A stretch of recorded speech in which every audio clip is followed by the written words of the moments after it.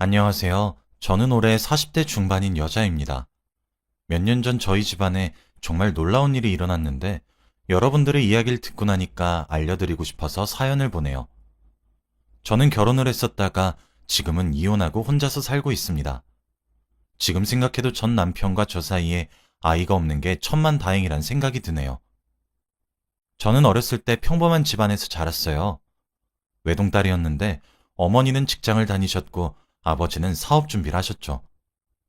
밖에서 돈을 버는 사람은 어머니밖에 없으셨기에 어머니가 생활비와 아버지 사업 자금까지 다 대주셔야 했습니다. 그런데 아버지의 사업이 한 번에 성공하면 몰라요. 사업은 몇 번이나 실패했습니다. 저희 집은 빚이 잔뜩 쌓여갔고 결국 어머니는 집을 나갔죠. 아버지는 어머니를 붙잡지 않았습니다. 어렸을 때는 아버지가 미웠어요. 어머니에게 사과 한마디 하지 않으시고 붙잡지도 않으셨으니까요. 저에게서 엄마를 떼어놓았다고 생각했습니다. 그런데 크고 나서 생각해보니까 그게 아니더라고요. 아버지는 어머니를 붙잡을 수 없었던 겁니다. 아버지 때문에 어머니가 마음고생을 얼마나 한지 알고 있었고, 다시 붙잡는다고 해도 사업이 성공한다는 보장이 없으니 말이죠. 그렇게 어머니가 집을 나가시고 저와 아버지 둘이서 살게 되었습니다. 그때 저는 너무 어렸기에 어머니가 없다는 게 너무 힘들었어요. 빈자리가 너무 크게 느껴졌고 아버지한테 매일같이 반항하면서 어머니 보고 싶다고 찡찡댔거든요. 아버지는 사업도 안 되고 아내까지 떠나갔으니 분명 힘드셨을 겁니다. 그런데도 아버지는 슬픈 내색 하나도 하시지 않고 사업 준비에 더 심혈을 기울이셨죠.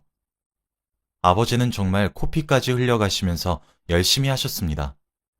투자자가 사업 아이템에 대해 궁금해한다면 그날 잠도 주무시지 않고 다음날 프레젠테이션 준비를 하셨죠. 투자가 성사되지 못하더라도 아버지는 아랑곳하시지 않고 열심히 공부했습니다. 아버지의 고생이 드디어 빛을 보는 건지 드디어 투자를 하겠다는 사람이 나타났어요. 그런데 한 사람이 아니라 여러 사람이었습니다. 저와 아버지는 한순간에 돈방석에 앉게 된 것이죠. 얼마 전까지만 해도 빚에 시달리던 우리였는데 한순간에 졸부가 되어서 적응이 되지 않았습니다. 집도 훨씬 궁전 같은 집으로 이사를 갔고 제 방도 생겼을 뿐더러 집에서 일하는 아주머니도 생겼어요. 그리고 학교까지 매일 데려다 주시는 기사님도 생겼습니다. 저는 한동안은 꿈인지 생신지 모르겠더라고요. 매일 학교 마치고 집으로 와서 공부만 했던 저였는데 이젠 다른 친구들처럼 학원도 다니게 되었습니다. 그렇게 저는 너무 행복한 일상을 보내게 되었어요. 그리고 이제 드디어 어머니가 다시 돌아오실 줄 알았습니다. 그땐 제가 너무 어렸는지 어머니가 단순히 아버지 사업 때문에 잠깐 나가 계신 줄 알았어요. 그래서 이렇게 성공을 했으니 다시 집으로 돌아오셔서 셋이서 화목하게 살 줄 알았습니다. 하지만 아버지는 끝내 어머니를 집에 데리고 오시지 않았죠. 제가 어머니 보고 싶다고 말해도 항상 말을 아끼셨고 이제 어머니는 못 본다고 단정지어서 말했습니다. 아버지 때문에 저와 어머니가 만나지 못한다고 생각하니까 화가 나더라고요. 아버지가 집에 계시는 직원분들한테도 말을 해놓은 상태여서 제가 어머니를 찾을 수도 없는 노릇이었습니다. 그렇게 저는 어머니를 그리워하다가 성인이 되었어요. 성인이 되니 확실히 자유가 주어지더군요. 이제는 기사님이 운전해주는 차가 아니라 제가 직접 차를 운전해서 다니게 되었죠. 그리고 저는 아버지의 회사로 취직을 하게 되었습니다. 아버지는 밑바닥부터 시작해야 된다며 저의 정체를 숨기고 신입사원부터 시작했어요. 직원들은 제가 아버지의 딸이란 사실을 전혀 모른 채로 말이죠. 다행히도 다 착하고 좋으신 분들이라 재미있게 일을 했습니다. 일도 나름 적성에 잘 맞아서 열심히 했던 것 같아요. 그렇게 한 부서에서 10년 넘게 일을 했네요. 그동안 저도 승진을 했고 앞자리가 3으로 바뀌어 가면서 한 부서를 책임지는 사람이 되었죠. 그런데 나이가 들면 저는 어머니가 보고 싶지 않을 줄 알았습니다. 어머니도 저를 한 번도 찾아온 적도 연락을 먼저 하신 적도 없었거든요. 그동안 아버지 몰래 어머니를 찾아보았지만 알 수 있는 방법은 없었죠. 어머니가 떠난 지 10년이 지나도 저는 어머니를 많이 그리워하고 있었습니다. 어디서 뭐하고 사시는지라도 궁금했거든요. 지금이라도 어머니가 집으로 돌아오시면 좋겠다고 매일같이 생각했어요.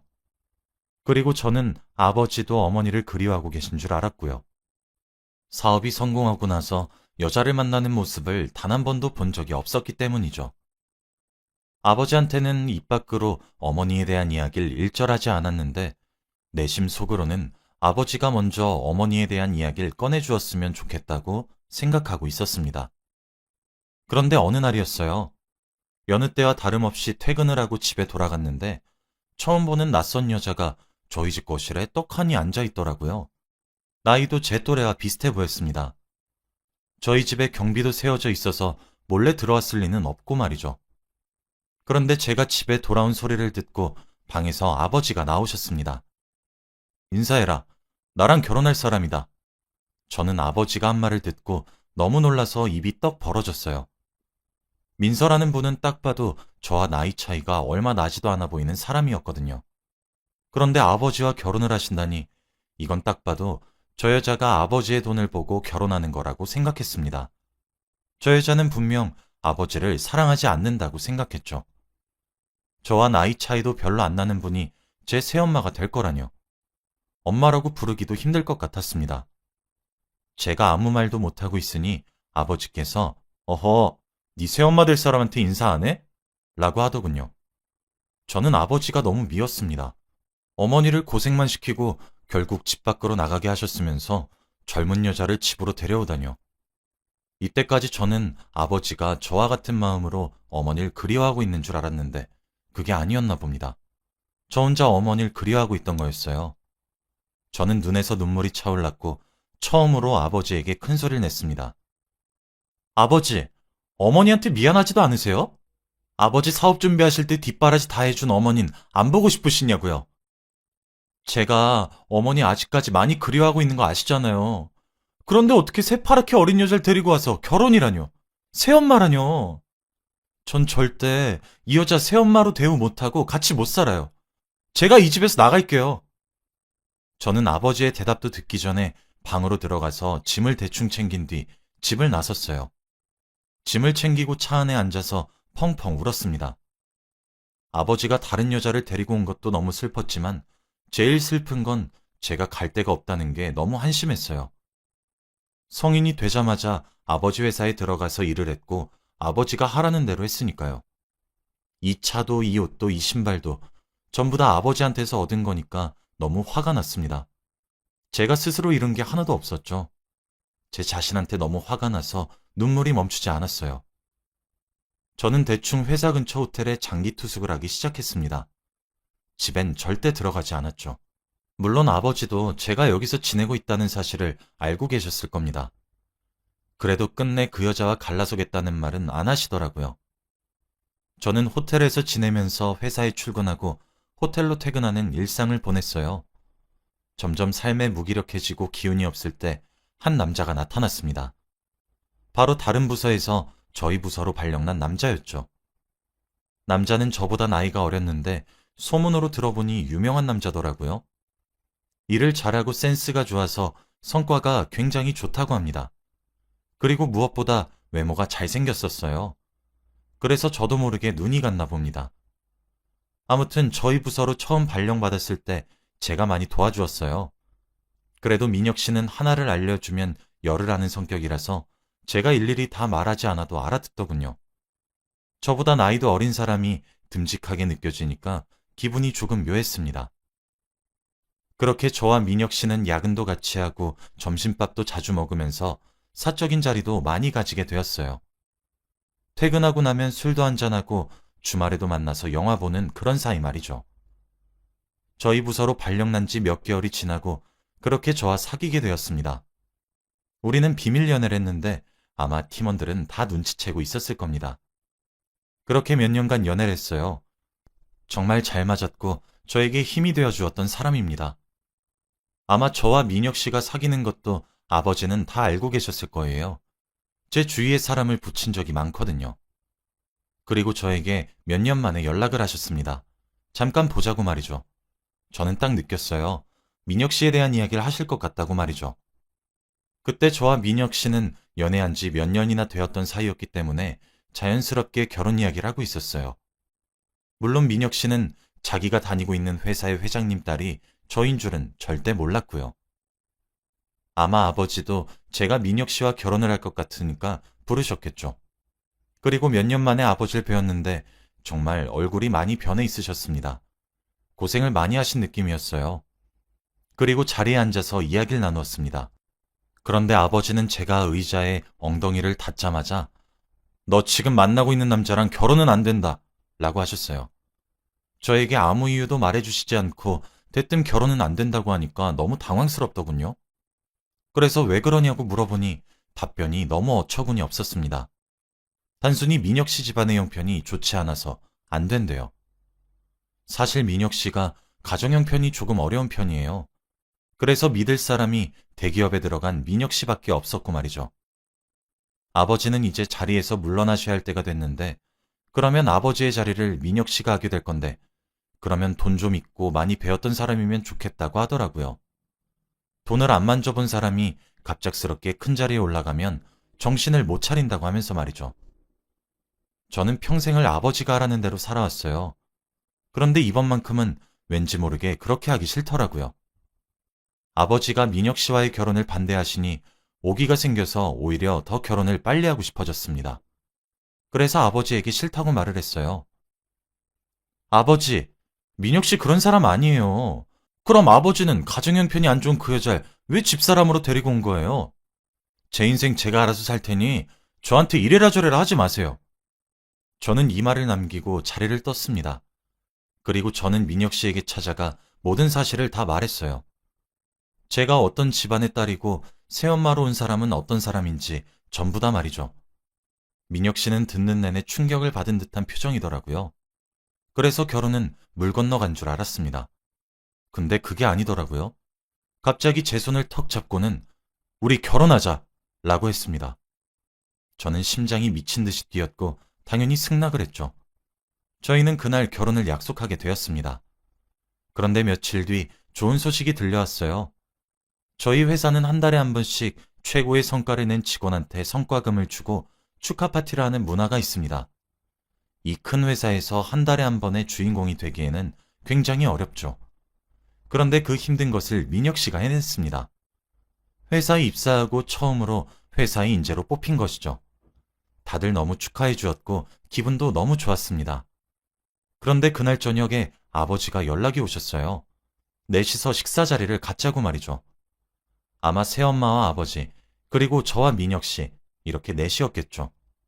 그리고 아버지도 민혁 씨가 인재로 뽑혔다는 소식을 들으신 것 같았습니다. 드디어 결혼을 허락해 주시는 건가 싶어서 매우 기분이 좋았어요. 며칠 뒤 저희 넷이서 식사 자리를 가졌습니다. 솔직히 친엄마도 아닌 그 여자를 새엄마라고 소개하는 게 부끄럽긴 했지만 어차피 결혼한다면 알아야 하는 사실이니 아랑곳하지 않았어요. 다행히도 식사 자리는 좋게 끝났고 아버지가 마지막으로 결혼한 날짜는 언제로 할 거냐고 말씀하시더라고요. 바로 저와 민혁 씨의 결혼을 허락하신 거였습니다. 저는 하늘을 날듯이 기뻤고 최대한 빨리 결혼식을 올리기로 했죠. 저와 민혁 씨의 결혼은 저희 회사에 소문이 돌았고 다들 놀라했습니다. 그리고 제일 놀란 것은 결혼식장에 제 아버지석에 앉아있는 분을 보고 다들 놀라셨죠. 이때까지 평범한 직원인 줄 알았던 제가 알고 보니 자신들이 다니던 회사의 회장님 딸이라고 하니 말입니다. 저는 결혼식 날 이제 말씀드려서 죄송하다고 전했고 행복한 결혼식을 올렸어요. 그리고 저희는 행복할 줄 알았습니다. 신혼집은 제 친정집과 차로 10분 거리에 잡았어요. 그런데 신혼생활이 점점 시작되려고 하는데 회사 일이 너무 바빠지더라고요. 매일 퇴근하고 남편과 같이 집으로 가서 저녁을 해먹고 같이 자는 게 신혼생활의 묘미인데 하필 프로젝트 시기랑 겹쳐서 저만 맨날 야근을 해야 했습니다. 남편은 미리 집으로 퇴근하고 말이죠. 그런데 다행히도 저와 같이 프로젝트를 진행하는 사람이 제 사촌 오빠더라고요. 사실 이것도 사람들한테는 말 안 했는데 제 사촌 오빠는 평범한 직원인 줄 압니다. 저와 남남 사이인 줄 알죠. 굳이 밝힐 필요도 없고 밝힐 시기도 놓쳐서 말을 하고 있지 않았습니다. 남편도 모릅니다. 결혼식 날 외국에 있었고 프로젝트를 위해 한국에 잠시 온 거거든요. 아무튼 남편은 모르는 사촌 오빠와 함께 대형 프로젝트를 진행한다고 매일같이 밤을 새웠어요. 남편에겐 너무 미안했지만 너무 중요했기 때문에 미룰 수 없었죠. 그래서 야근도 잦고 집에도 잘 못 들어갔습니다. 가끔씩 집에 들어가는 날이면 새벽 2시나 3시쯤에 들어갔는데 그때마다 남편의 태도가 조금 이상했어요. 저한테 수고했다고 안아주거나 위로를 해줘야 할 남편이 제가 집으로 들어가면 저를 째려보았고 나쁘게 대했거든요. 처음엔 그저 심술인 줄 알았어요. 신혼인데 같이 못 있으니까 속상해서 그런 줄 알았죠. 그런데 그게 아니더라고요. 제가 집에 늦게 들어가면 오늘도 늦게 들어왔네? 일한다고 늦게 들어온 거 아니지? 라고 하면서 저를 의심하는 말을 내뱉었죠. 저는 너무 당황스러워서 그게 무슨 말이야? 너 당연히 일하고 왔지. 라고 했지만 제 말을 믿는 눈치가 아니었습니다. 솔직히 너무 놀랐지만 그때는 너무 피곤했고 해명할 힘도 없었기에 바로 씻고 잤어요. 그렇게 매일이 반복이었습니다. 제가 아무리 아니라고 말해도 전혀 믿지 않으니까 화가 나더군요. 그래서 이 남자 제대로 삐졌네 싶었습니다. 사촌 오빠와 제가 프로젝트를 드디어 성공적으로 끝내고 며칠간의 포상휴가가 생겼어요. 그래서 오랜만에 남편과 사이도 풀어볼 겸 남편과 같이 백화점으로 향했습니다. 남편한테 좋은 옷도 사주고 맛있는 것도 먹으면서 속상해했던 것을 풀어주기 위해서 말이죠. 남편한테 오랜만에 신발을 사주기 위해서 명품관에 들렀습니다. 이거 신어보고 저거 신어보다가 드디어 마음에 드는 것을 고르더라고요. 그런데 그 신발이 남자와 여자 커플화인 겁니다. 그래서 저도 같이 신으면 좋으니까 저도 사려고 했어요. 저도 이리저리 신어보면서 남편과 같이 하하호호 웃고 있었습니다. 그런데 남편이 갑자기 장모님이랑 장인어른 신발도 사줄까? 라고 하더라고요. 솔직히 그 여자한텐 제 돈을 전혀 쓰고 싶진 않았지만 남편이 그런 말을 하는 게 기특해서 그렇게 하기로 했습니다. 그런데 저는 아버지의 신발 사이즈를 아는데 그 여자의 신발 사이즈는 모르겠더라고요. 그래서 신발들을 보면서 헤매고 있으니 갑자기 남편이 장모님 240 하시면 될걸? 이라고 자연스럽게 말하는 겁니다. 저는 남편에게 당신이 그 여자 신발 사이즈를 어떻게 알아? 라고 말했어요.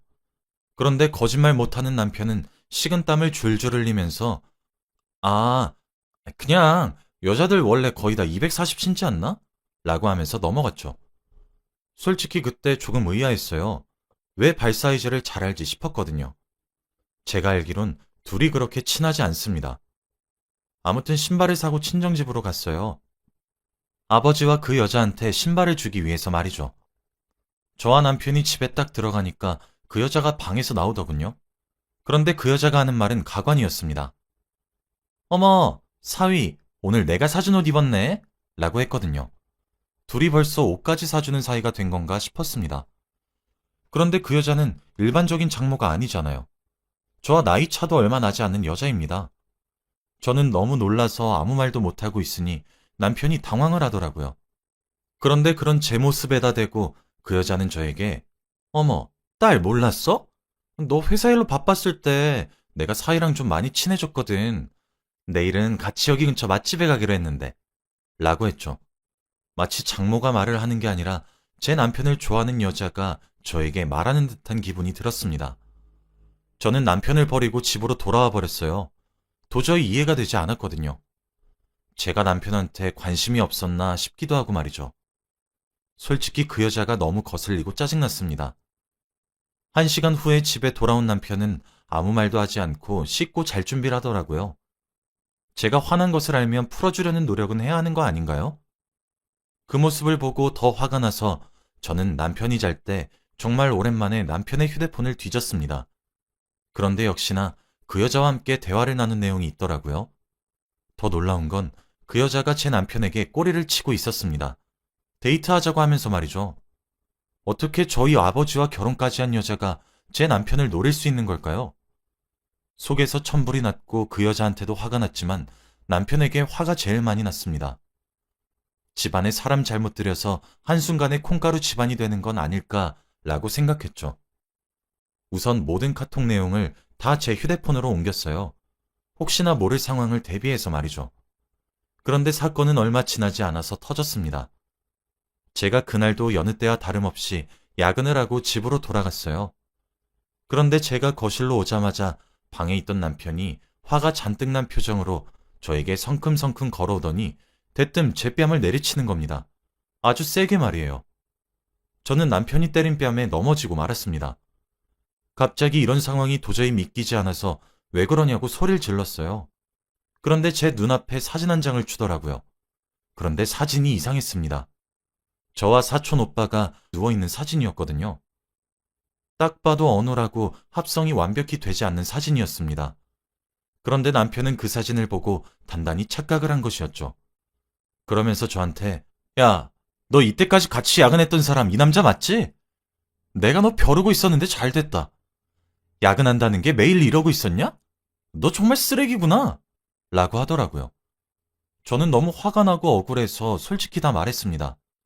이 사람 우리 사촌 오빠고 이 사진은 합성된 거라고요. 사진에 있는 부자연스러운 부분을 남편한테 다 보여주었더니 당황한 눈치더라고요. 그리고 사촌 오빠가 우리 결혼식 날 외국에 있어서 못 왔고 프로젝트 때문에 한국에 잠깐 왔다는 사실까지 싹 다요.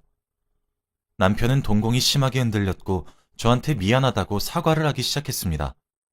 무릎을 꿇고 두 손을 싹싹 빌면서요. 전 이 사진 어디서 났냐고 물었습니다. 그런데 남편이 하는 말은 충격적이었어요. 장모님이 주셨어.